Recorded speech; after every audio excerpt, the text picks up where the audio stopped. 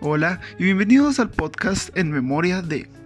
Hoy hablaremos sobre una mujer, una protesta, una historia y mucho que contar sobre mi bisabuela. Una mujer que trabajó en las comunicaciones en la época del Bogotazo. Empecemos hablando sobre ella, sobre mi bisabuela.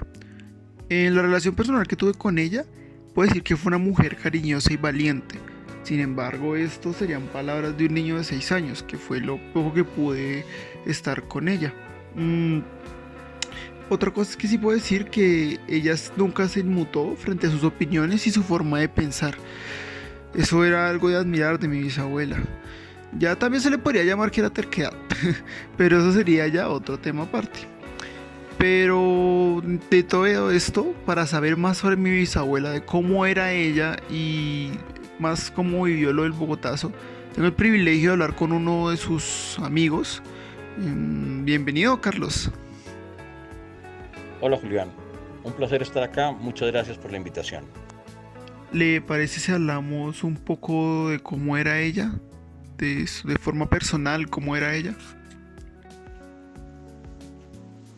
María Elena Neira, una mujer trabajadora, honesta, responsable, quedó viuda muy joven con su hijo, lo sacó adelante, una mujer emprendedora, siempre fue así, luchadora, y no se dejó amilanar por todas las adversidades y cosas que pasaron durante su vida.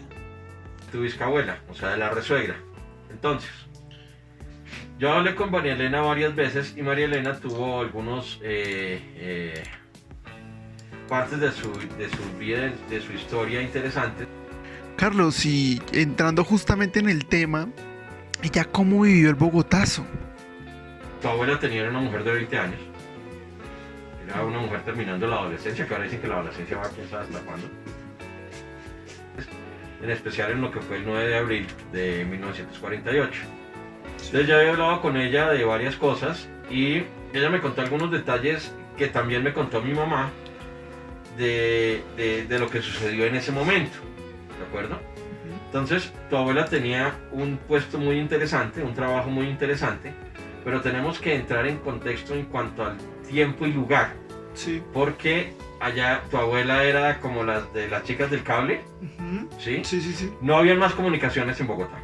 No existía absolutamente nada más de lo que conocemos ahora, nada. Entonces, ella era una de las operadoras de la empresa de teléfonos de la ciudad que existía en ese momento. O de la empresa de teléfonos no, sino de comunicaciones, llamémoslo en forma global. Tu abuela estaba de turno, justo el 9 de abril, cuando pasó lo de Gaitán. Entonces, con la violencia que hubo, tu abuela ya no se pudo mover de donde estaba y se quedó encerrada en el edificio durante 3 días, encerrada. ¿Cómo sobrevivieron esos 3 días de cuarentena estricta? La cuarentena estricta era que no podían salir a la calle porque los mataban, porque les disparaban. Entonces, tu abuela, como era la de comunicaciones, se convirtió de la noche a la mañana en una de las personas más importantes del país. Porque ella, como era la de las clavijas, y no había nadie, estaba de turno y se quedó de turno durante una semana, tu bisabuela. Se quedó el viernes desde el mediodía, porque fue cuando lo de Gaitán. Ella ya no pudo salir de su turno, no sé a qué horas terminaba el turno, pero ella no pudo salir de su turno, le tocó quedarse encerrada en el edificio.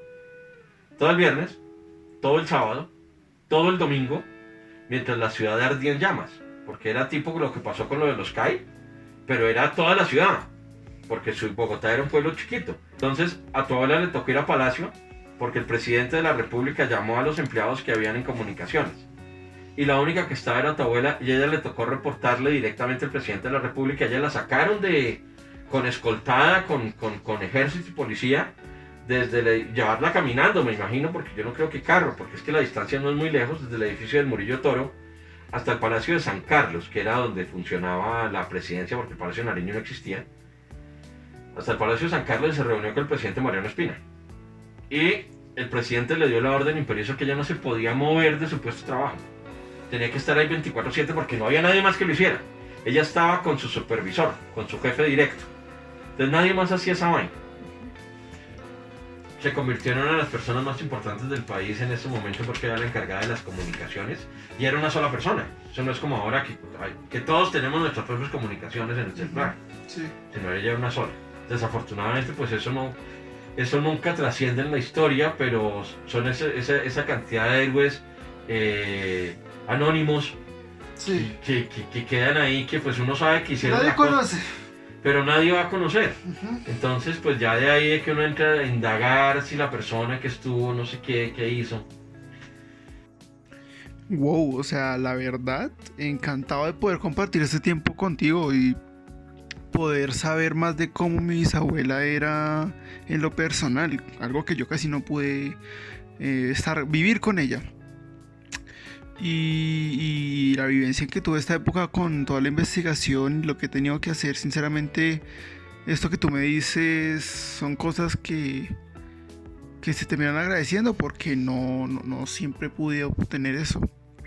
No, Carlos, muchísimas gracias por estar aquí y poderme acompañar en este programa en honor a... Muy agradable la conversación, espero que nos podamos reunir nuevamente. Muchas gracias. Palabras que nadie podría decir mejor sobre mi bisabuela que lo que fue un gran amigo de ella. Y así es mi bisabuela. Así se podría decir que es ella. También así es como vivió lo del Bogotazo. ¿Y quién más para explicar más sobre ella? Sí, un gran amigo que tuvo ella.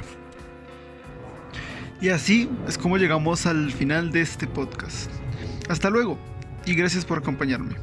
Yo soy Julián y esto fue En Memoria de...